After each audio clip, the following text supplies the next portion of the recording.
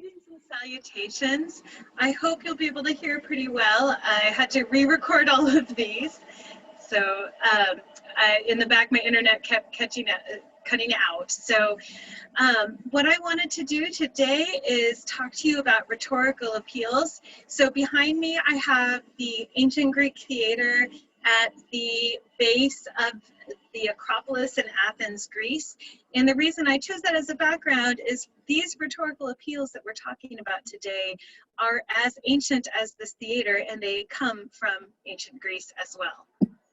So I want us to start off, before we talk about what rhetorical appeals are, by giving you two different scenarios, and we'll keep kind of working and thinking through this.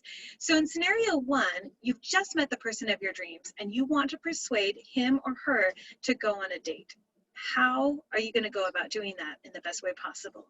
Scenario number two is you want to be considered for a promotion at work, but you need to convince your boss that you're ready to take on more responsibility. So the question is, how do you go about doing that? You're not going to approach these the same way. So you want to consider a couple of things. First of all, who is your audience? It's not the same audience in each case, right? Scenario one, we'll look at that. That's a different audience from scenario two. What is your purpose? What are you trying to achieve? And then finally, how will you appeal to your audience to achieve your purpose? So we're going to go back to these scenarios and think about how to answer these three questions differently. So in scenario one, your audience is the person of your dreams that you just met. Your purpose is to persuade him or her to go on a date.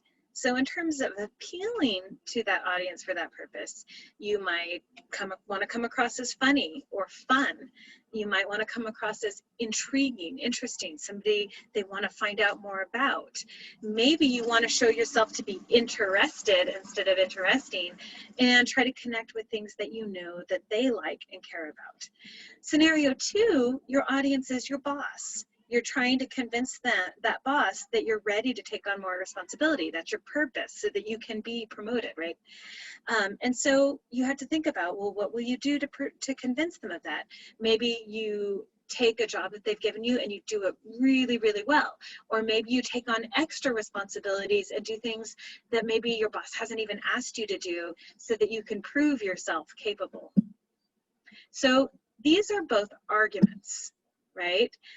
Even though we typically think of arguments as like fighting, fisticuffs, bickering, yelling at each other, arguments can be a line of reasoning, an attempt to convince or persuade somebody. And when we talk about arguments in academics, that's what we really mean. It's a line of reasoning, a line of persuasion.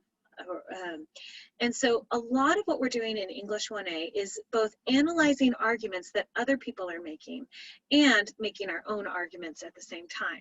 So this connects to our course objectives and our student learning outcomes. We want to analyze rhetorical strategies, which is the real focus of this unit or this level in English 1A.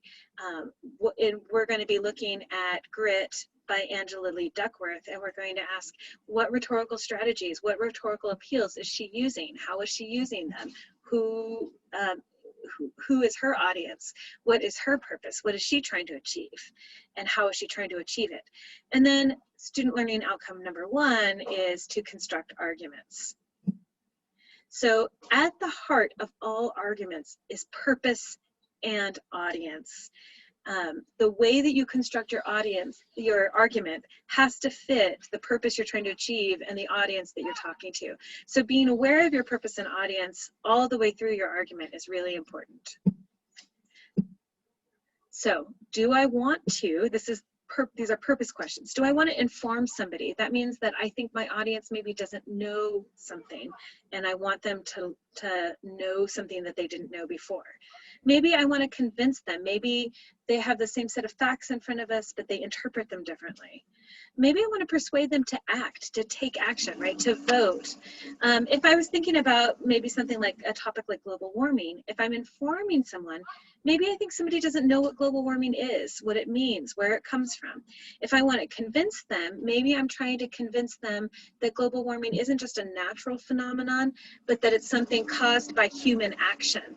If I want to persuade them to act, maybe I think that I want to get them to like give up fossil fuels in our cars and, you know, take the bus or walk or ride a bike instead, right? And so you could be doing all three of those in one essay.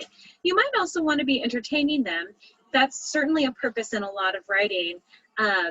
In most academic writing, informing, convincing, and persuading are probably going to take the driver's seat. You might also be wanting them just to understand or explore a complex issue. And so you might be writing to discover, writing to explore, writing to understand something. When we're thinking about our audience, we want to really get a full, well-rounded picture of who we're talking to. Is this someone who knows a great deal about our topic or very little? If they know a lot, we might need to define a few terms. For the most part, we assume prior knowledge. But if we assume that they don't know very much, we need to take more time to give background, to define terms, to explain concepts that they might not understand.